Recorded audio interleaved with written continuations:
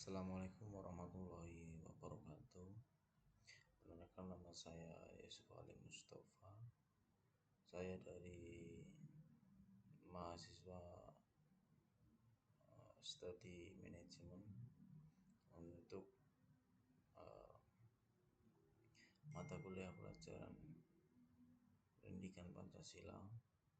Saya akan merangkum dan menganalisa Pancasila,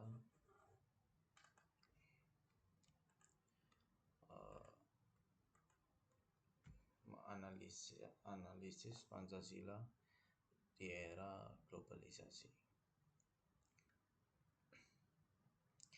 Oke, untuk pertama, di pendahuluan, globalisasi membawa arus informasi, teknologi, dan ideologi asing yang begitu deras sehingga menembus hampir seluruh sendi kehidupan bangsa Indonesia. Sebagai tokoh terbuka, Pancasila memiliki kemampuan untuk menyerap nilai-nilai yang bermanfaat, namun pada saat yang sama dituntut tetap menjadi saringan atau filter agar jati diri bangsa tidak luntur. Analisis berikut mengurangi sisi baik dan buruk pertemuan Pancasila dengan era globalisasi masyarakat bagi kehidupan masyarakat Indonesia. Kemudian analisis Pancasila di era globalisasi memiliki dampak positif dan dampak negatif. Saya sudah merangkum. Untuk dampak positif itu ada 5. Yang pertama, Pancasila sebagai ideologi terbuka. Sifatnya terbuka, Pancasila memungkinkan bangsa menyerap nilai-nilai yang positif di luar seperti semangat inovasi, disiplin kerja, dan penghormatan terhadap ilmu pengetahuan tanpa harus meninggalkan jati diri bangsa. Kemudian yang nomor 2, ini ada penguatan nilai persatuan teknologi. Pengertiannya yaitu media digital mempermudah penyebaran nilai-nilai Pancasila kepada generasi milenial melalui konten kreatif, sehingga sosialisasi Pancasila tidak lagi terbatas dalam ruang kelas atau pidato formal. Kemudian yang nomor 3 ada dorongan kemajuan ilmu, pengetahuan, dan teknologi. Pancasila memberi arah normatif agar perkembangan iptek tetap berakar pada budaya nilai bangsa, sehingga kemajuan teknologi dapat berjalan selaras dengan jati diri nasional. Ruang partisipasi publik yang lebih luas. Keterbukaan informasi memberikan ruang bagi masyarakat untuk lebih kritis, aktif menyalurkan pendapat, dan mengawasi jalannya pemerintahan yang sesuai semangat kerakyatan dalam Pancasila. Kemudian yang nomor 5 ada penguatan toleransi dan literalitas digital. Maksudnya apa ini? Program-program literalitas digital yang digalakkan pemerintah dan komunitas turut menumbuhkan sikap saling menghargai antar warga negara sesuai semangat Bhinneka Tunggal Ika. Kemudian ada dampak negatif. Dampak negatif analisis Pancasila di era globalisasi yaitu masuknya ideologi asing yang bertentangan, radikalisme,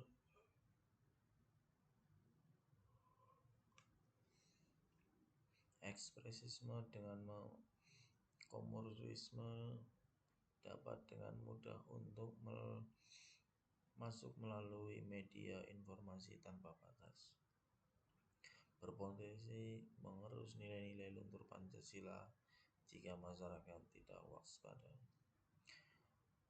Penyebaran hoaks dan ujar kebencian. Rendahnya literasi digital membuat masyarakat rentan termakan berita bohong yang dapat memicu perpecahan dan mengancam persatuan bangsa. 8. Pergeseran gaya hidup literalitas generasi muda. Dengan derasnya budaya asing melalui gawai dan media sosial berisiko menggeser kebiasaan cara pandang generasi milenial, sehingga nilai Pancasila dianggap kurang relevan bila hanya disampaikan secara otomatis.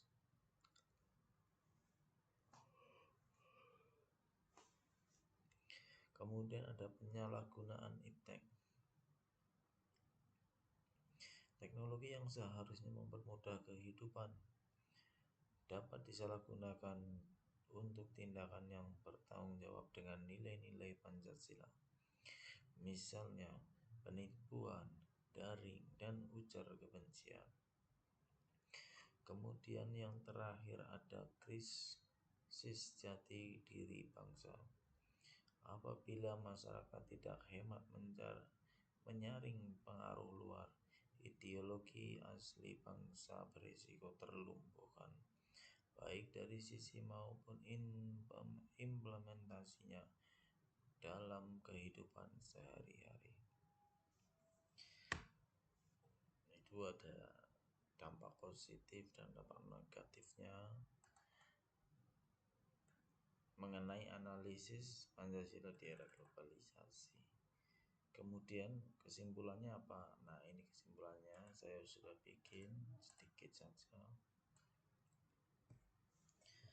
Kesimpulan: globalisasi bagaikan pedang bermata dua bagi eksistensi Pancasila. Di satu sisi membuka peluang penguatan nilai kebangsaan melalui teknologi dan keterbukaan informasi.